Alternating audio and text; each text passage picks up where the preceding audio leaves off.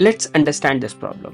Here there are 20 participants and we have to find the number of ways in which the host to sit with 20 participants around the circular table.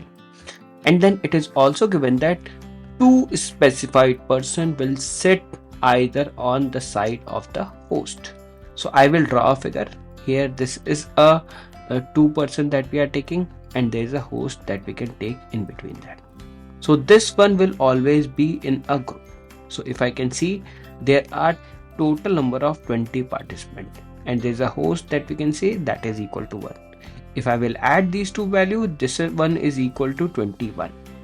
Now there are a condition that is given that these three persons are always together, which means I will take this one in a group, which means the total number of participants now that will become that is equal to 21 minus of 3, that is equal to 18. But if I can take this one in a group, I will write it as equal to 18 plus 1, that is equal to 19.